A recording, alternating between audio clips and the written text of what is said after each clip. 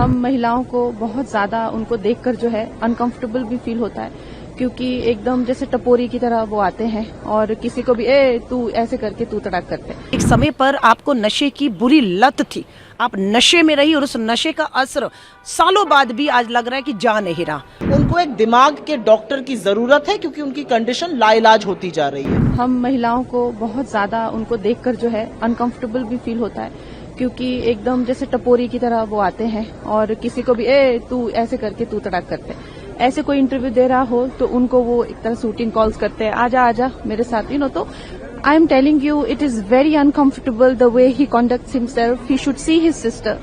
उनका कॉन्डक्ट, उनका बिहेवियर कितना अच्छा है, कितना जिसे कह सकते हैं एटिकेट्स उनके बहुत अच्छे हैं, लेकिन Rahul Gandhi himself is a shame, I must say. Himachal के मंडी से वो सांसद हैं और सांसद होने के नाते वो वहां पर नेता विपक्ष लोकसभा राहुल गांधी जी को टपोरी कह रही हैं। मतलब कि राजनीति में शब्दों कितने नीचता तक वो जा रही हैं और हमने नहीं देखा उनको कि उन्हीं के हिमाचल में उन्हीं के एक विधायक पर पोक्सो के कानून में नाबालिग बच्चे के बलात्कार में एफआईआर हुई और चार्जशीट हो गया और उसे चंबा कोर्ट में पेश होना है। ये भाजपा का विधायक है, उन्हें कहिए उस पर बोलेंगी क्या आप? कुलदीप सिंह सेंगर भाजपा के विधायक ने नाबालिग बच्ची का बलात्कार किया, उस पर बोली।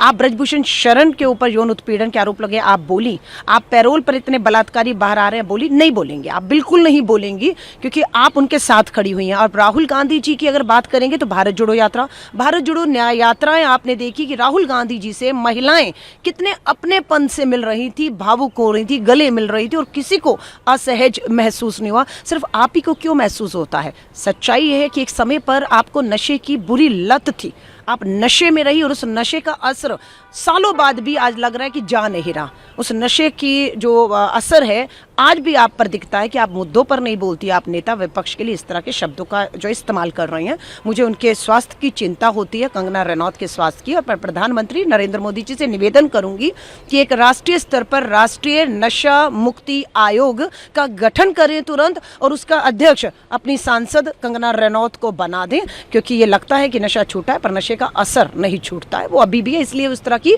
टिप्पणियां कर रही हैं। भारतीय जनता पार्टी में एक होड़ सी लगी है कि कौन कितना नीचे गिरकर बोल सकता है, कौन कितनी घटिया बात कर सकता है, कौन कितनी बेहुदे वक्तव्य दे सकता है, कौन भद्दी टिप्पणियां कर सकता है। एक होड़ लगी हुई है भारतीय जनता पार्टी में।